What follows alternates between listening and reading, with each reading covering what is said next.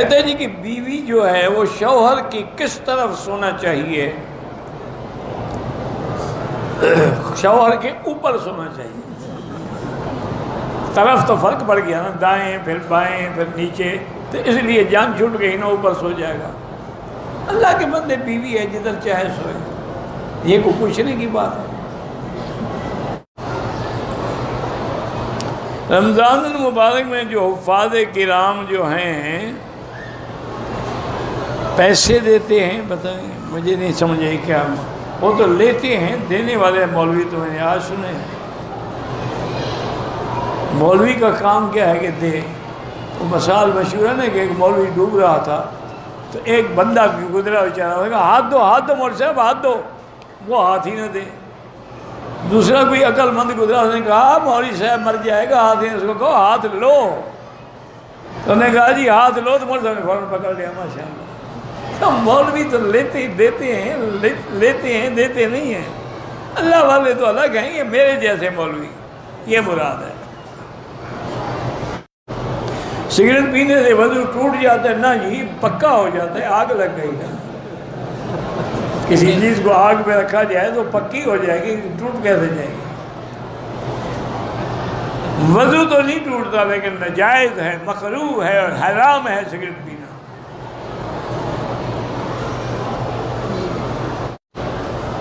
مجھ سے بد نظری ہوتی ہے، لا حول ولا قوت الا باللہ العلی العظیم پڑھا کرو۔ وہ ہمارے ایک دوست تھے، فوت ہو گئے بیچارے، بہت بڑا ذمہ دار تھا، چودھری تھا، اللہ اس کی مغفرت فرمائے۔ تو میرے پاس ہے، تو ایک دن میں نے کہا یار یہ چودھری صاحب، یہ تم اچھا حج کرنے آئے ہو، سارا دن عورتوں کو تاڑتے رہتے ہو، کچھ حیا کرو۔ کہنے لگا مکی صاحب کی پوچھنے ہو، ہن تک تو اسی کھوتیاں لئی پھردے ہیں، انہاں تے ہن آ کے ویکھے نے۔ ہنس کے ہم مر گئے۔ کہتے ہیں ہن تک تے اسی کھوتیاں چلاندے رہے ہیں، رنہ تے ہن ویکھے نے، تو کیا کدھر جائیے پھر؟ توبہ کر، شرم کر، حج پہ آئے ہو۔ کہتے ہیں جی الفاظ میں انشاءاللہ معافی مانگوں گا۔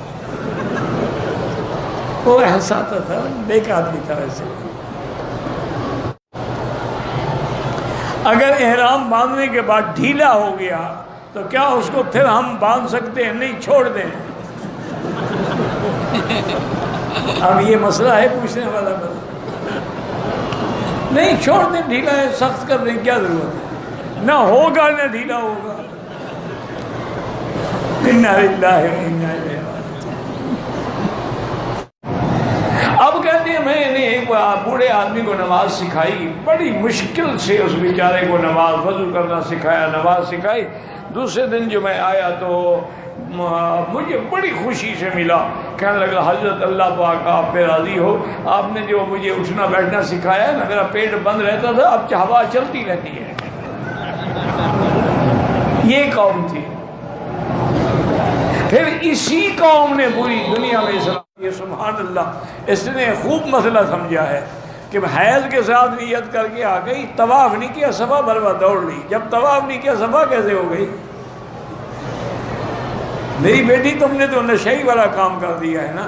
نشئی تھا نا، وہ بیچارہ جاتا پیشاب کرنے کے لیے، وہ بیٹھ جاتا، پیشاب لمبا ہوتا ہے نشئیوں کا، بھنگیوں کا، تو وہ پانی بہہ جاتا، دیکھتا لوٹا خالی، پھر لوٹا بھر گیا تھا، پھر لوٹا، تیسرے دفعہ اب لوٹا بھرا، کہنے لگا اچھا اب استنجا پہلے کروں گا، پیشاب بعد میں کروں گا۔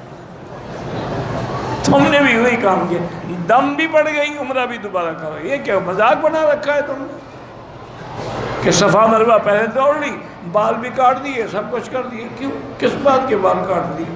طواف جب نہ ہو صفا مروہ نہیں ہو سکتی۔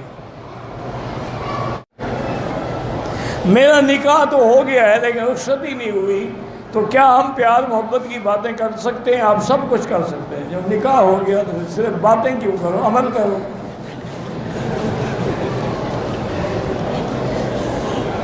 یہ باتیں کرتے کرتے ہی بوڑھے ہو جاؤ گے انشاءاللہ۔ بچے کے پیدائش کے بعد اس کے کان میں ہم کیا پڑھیں؟ آئی لو یو، اذان پڑھو گے، اقامت پڑھو گے، اور کیا پڑھو گے؟ عجیب مسلمان ہو تم۔ غیر مسلم لڑکی کو صدقہ خیرات دے سکتے ہیں، تم یہ صدقہ خیرات لڑکیوں کو کیوں دیتے ہو؟ لڑکے مر گئے، کوئی چکر ہے صحیح؟